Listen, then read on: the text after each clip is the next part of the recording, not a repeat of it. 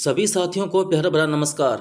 मैं आपका दोस्त सुनील कालवा एक बार फिर हाजिर हूं आप सभी के सामने एक नई क्लास लेकर। साथियों, चित्रकला के इस निःशुल्क सीरीज में आज हम पढ़ने वाले हैं आधुनिक चित्रकार, जिसमें हम आज देखेंगे राम कुमार व के जी सुब्रमण्यम को। यह क्लास जो है ड्राइंग टीचर DSSB के लिए, स्कूल लेक्चरर RPSC के लिए, यूपी TGT PhD व UGC नेट सभी भर्ती परीक्षाओं के लिए बहुत ही महत्वपूर्ण क्लास है। लगभग सभी परीक्षाओं में आधुनिक चित्रकारों से संबंधित प्रश्न पूछे जाते हैं और यहाँ पर जो मैं क्लास लेकर आया हूँ वह बिल्कुल नोट्स टाइप है। जो इम्पोर्टेंट चीज़ें हैं, इम्पोर्टेंट फैक्ट है, वही मैं आपके सामने लेके आया हूँ। तो प्लीज़ आप इस क्लास को पूरा अवश्य देखिएगा। सबसे पहले देखते हैं हम राम कुमार, जिनका जन्म 1924 ईस्वी शिमला में होता है। इनका निधन 14 अप्रैल 2018 ईस्वी में होता है। इन्होंने शिक्षा बात करें तो MA किया था अर्थशास्त्र से दिल्ली विश्वविद्यालय में। पहले इन्होंने MA किया है अर्थशास्त्र विषय से दिल्ली विश्वविद्यालय से। यानी राम कुमार ने कला की विधिवत प्रारंभिक शिक्षा नहीं ली थी, यानी शुरुआत में ये इनकी रुचि कला की तरफ नहीं थी और इन्होंने MA अर्थशास्त्र से कर लिया। चित्रकला की शुरुआत में उन्होंने कोई शिक्षा नहीं ग्रहण की।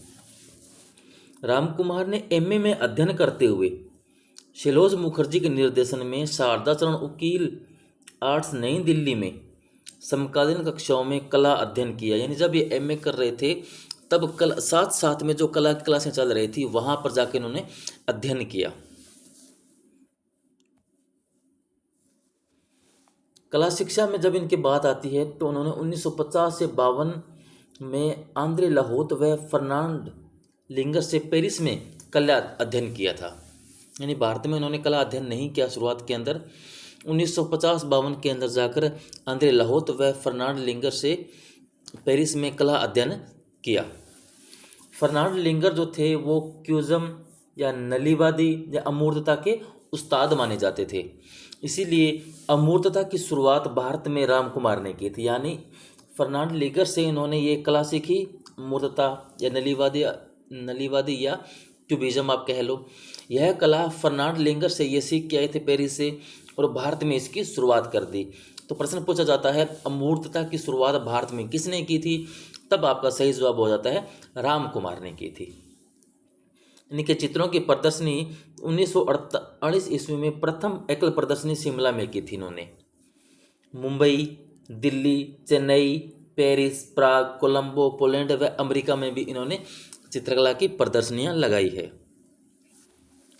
इनके पुरस्कार अगर देखते हैं आप तो पद्म श्री प्राप्त होता है 1972 ईस्वी में। 1972 ईस्वी में इनको पद्म श्री मिलता है। इनको पद्म भूषण भी मिला हुआ है तथा कालिदास सम्मान भी इनको प्राप्त है। तो 3 इनको महत्वपूर्ण पुरस्कार मिले हुए हैं, जिसमें से 1972 का पद्म श्री, फिर पद्म भूषण व कालिदास 3 पुरस्कार है। इसके अलावा इनको JRD फेलोशिप पर अमेरिका यात्रा करने का मौका मिला 1970 ईस्वी में। यानी 1970 ईस्वी में अमेरिका यात्रा की थी JRD फेलोशिप के ऊपर।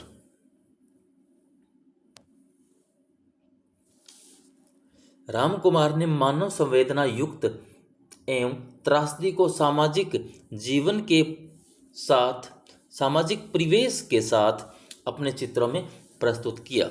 यानी राम कुमार के जो चित्र देखते हैं उन्होंने मानव संवेदना युक्त त्रासदी को व सामाजिक परिवेश को अपने चित्रों में प्रस्तुत किया है। इनका एक प्रमुख चित्र है वाराणसी श्रृंखला। वाराणसी श्रृंखला इनका एक महत्वपूर्ण व प्रमुख चित्र है। एग्जाम में पूछा भी कई बार गया है कि वाराणसी श्रृंखला किसका चित्र है, किसकी श्रृंखला है, तो वह आती है राम कुमार की। वाराणसी श्रृंखला में राम कुमार ने वहाँ के लोग, घाट, नावें, बालू, रेत, गंगा इत्यादि जो समुच्चय वातावरण को धूमिल हल्के रंगों से निखारा है। यानी वहाँ का जो नज़ारा था, वहाँ का जो उन्होंने दृश्य देखा था वाराणसी श्रृंखला में, वहाँ पर सब कुछ ये जो चीज़ें बनाई है धूमिल व हल्के रंगों से बनाई है। इनके अलावा इनके अन्य चित्र अगर आप देखते हैं राम कुमार के तो उसके अंदर है अलविदा, अतीत, परिवार, 2 बहनें जो कि लिथोग्राफ से बनाई गई है, सपना, श्रद्धांजलि, नगर दृश्य, उड़ान, बसंत थार, ये रामकुमार के प्रमुख चित्र हैं। तो आप इन सबको देख लेंगे एक बार तो अच्छे से याद हो जाएंगे, 2-3 बार पढ़ लेंगे तो बढ़िया याद हो जाएंगे। तो रामकुमार के बारे में इतनी महत्वपूर्ण बातें थी, इन्हें आप 2 बार पढ़ लें तो आपको अच्छे से याद हो जाएगा। अब आगे बढ़ते हैं हम के.जी. सुब्रमण्यम के बारे में। के.जी. सुब्रमण्यम, जिनको मनीदा के नाम से भी जाना जाता है, इनको मनीदा कहते हैं। और एग्जाम में पूछा जा सकता है कि मनीदा के नाम से कौन प्रसिद्ध है, तो वो है आपके के.जी. सुब्रमण्यम। इनका जन्म होता है 1924 ईस्वी में पालघाट, केरला में। शिक्षा की बात करें तो कला भवन शांति निकेतन से इन्होंने 1944 ईस्वी में कला शिक्षा प्राप्त की थी, जहाँ विनोद विहारी, नंदलाल बोस, राम किंकर बेज के सानिध्य में, यानी कला शिक्षा इन्होंने कला भवन शांति निकेतन से प्राप्त की थी। वहाँ पर विनोद विहारी, नंदलाल बोस व राम किंकर बेज के सानिध्य में इन्होंने कला अध्ययन किया था। Slade school of art London से उन्होंने 1955 में शिक्षा ग्रहण की थी। शिक्षण की बात करें तो इन्होंने MS विश्वविद्यालय बड़ौदा के अंदर लगभग 30 वर्ष तक अध्यापन करवाया, यानी 30 वर्ष तक पढ़ाई करवाई है इन्होंने। MS विश्वविद्यालय बड़ौदा के अंदर इन्होंने पढ़ाया है। 1980 में ये शांति निकेतन में आते हैं और वहाँ अध्ययन का कार्य करवाते हैं, अध्यापन का कार्य करवाते हैं। कला कार्य की बात करें तो ये घनवादी शैली में इन्होंने कार्य किया, पिकासो से प्रभावित होकर, यानी पिकासो से बहुत प्रभावित थे, तो पिकासो से प्रभावित होकर उन्होंने घनवादी शैली में अपना कार्य प्रारंभ किया। मुर्गा बेचने वाला इसका प्रथम उदाहरण देखने को मिलता है, यानी घनवादी शैली के अंदर एक इनका मुख्य चित्र है मुर्गा बेचने वाला। तो यह चित्र जो बनाया था घनवादी शैली में बनाया है, और ये किससे प्रभावित थे? पिकासो से प्रभावित होकर ये कार्य किया है। 1960 ईस्वी में ये अति यथार्थवाद की ओर अग्रसर हो जाते हैं। 1960 में ये अति यथार्थवाद की ओर अग्रसर होते हैं। रिलीफ के समान स्टिल लाइफ चित्रण किया था, यानी रिलीफ जो होता है उभरा हुआ होता है, उसी प्रकार इन्होंने स्टिल लाइफ चित्रण किया है। बहुरूपी नामक कृति इसका प्रमुख उदाहरण है, और इस स्टिल लाइफ के अंदर इनके एक बहुरूपी नामक एक कृति है जो इसका मुख्य उदाहरण आप मान सकते हैं। 1970 के दशक में धातु से अलंकृत टेराकोटा बनाई, यानी 1970 से धातु से अलंकरण करके टेराकोटा बनाए थे 1970 के दशक में। 1980 के दशक में ग्लास पेंटिंग में भी कार्य किया। 1980 के दशक में ग्लास पेंटिंग बनाते हैं, 1970 में धातु से अलंकृत टेराकोटा बनाते हैं, और 1960 में ये अति यथार्थवाद की ओर अग्रसर होते हैं। शुरुआत करते हैं कलाकारी की एक घनवादी शैली में। तो 3-4 शैलियों से इन्होंने कार्य किए, 3-4 प्रकार से कार्य किए, जिनको आप अवश्य याद रखें। इनके पुरस्कार अगर आप देखें तो इनको काफ़ी पुरस्कार मिले हैं, जिनमें 1954 से 1959 ईस्वी में बॉम्बे आर्ट सोसाइटी का पुरस्कार प्राप्त होता है। 1961 में साओ पोलो ब्राज़ील का विशिष्ट सम्मान प्राप्त होता है। 1965 में ललित कला अकादमी का राष्ट्रीय पुरस्कार प्राप्त होता है। त्रिनाले इंडिया का स्वर्ण पदक इनको प्राप्त होता है। 1975 में पद्मश्री मिलता है, महत्वपूर्ण व इम्पोर्टेंट है। 1975 में पद्मश्री सम्मान मिलता है। 1981 में कालिदास सम्मान मिलता है, मध्य प्रदेश सरकार के द्वारा इनको दिया जाता है।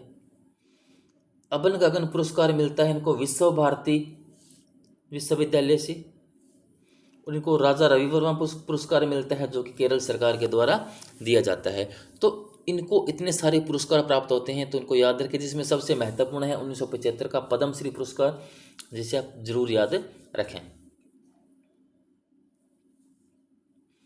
इनको कुछ उपाधियां मिली हुई है, जिन्हें आप देखेंगे तो डीलिट की उपाधि इनकी सबसे महत्वपूर्ण उपाधियों में है। 1992 ईस्वी में रविंद्र भारती विश्वविद्यालय के द्वारा कोलकाता के द्वारा इनको डीलिट की उपाधि दी जाती है 1992 में, और 1997 में बनारस हिंदू विश्वविद्यालय वाराणसी के द्वारा इनको डीलिट की उपाधि दी जाती है। तो डीलिट की उपाधि इनको 2 मिली है। 1992 में रविंद्र भारती विश्वविद्यालय देता है, और 1997 में बनारस हिंदू विश्वविद्यालय इनको डीलिट की उपाधि प्रदान करते हैं। तो प्रश्न कई बार आ जाता है कि रविंद्र भारती विश्वविद्यालय ने के.जी. सुब्रमण्यम को डीलिट की उपाधि कब प्रदान की थी, या बनारस हिंदू विश्वविद्यालय ने डीलिट की उपाधि के.जी. सुब्रमण्यम को कब दी थी। क्योंकि 2 डीलिट की उपाधि मिली हुई है, अलग अलग टाइम पीरियड है, तो यहाँ से प्रश्न जरूर पूछा जा सकता है। तो याद रखें, 1992 में देता है रविंद्र भारती विश्वविद्यालय और 1997 में देता है बनारस हिंदू विश्वविद्यालय। प्रदर्शनी अगर देखें तो देश विदेश में इन्होंने 40 से अधिक प्रदर्शनियाँ की है। देश और विदेश मिलाकर को लगभग 40 प्रदर्शनियाँ इन्होंने की है। इनके प्रमुख चित्रों को अगर आप देखें तो पुसेरापल्ली एक प्रमुख चित्र है जिसके अंदर 3 परियों की कहानी है। पुसेरापल्ली 3 परियों की कहानी का एक महत्वपूर्ण चित्र है जो इनका देखने को मिलता है। ताज पर बेलावादन इनका एक महत्वपूर्ण चित्र है। शिव पार्वती है, बनारस है, राधा रानी, शिकारी इनके प्रमुख चित्र है। इनके अलावा एक भित्ति चित्र देखने को मिलता है, शाह कोस्ट का राजा, king of the dark. Shah coast का राजा या किंग ऑफ द डार्क इनका एक भित्ति चित्र देखने को मिलता है। तो प्रश्न आ जाता है कि भित्ति चित्रण शाह कोस्ट का राजा किसका है, तो ये आपका के.जी. सुब्रमण्यम का एक महत्वपूर्ण चित्र है जिसको किंग ऑफ द डार्क भी कहा जाता है। इसके अलावा इन्होंने महिलाओं को कई रूपों में बनाया है। महिलाओं को कई रूपों में बनाया है, जैसे आप देख सकते हैं कि बच्चा जनती हुई यानी बच्चे को जन्म देती हुई, दूध पिलाती हुई, दूध पिलाती, बच्चे पालती हुई, या थोड़ी सी टाइपिंग में गलती होगी, बच्चे पालती हुई, यहाँ पर बच्चा पालना है, बच्चे पालती हुई,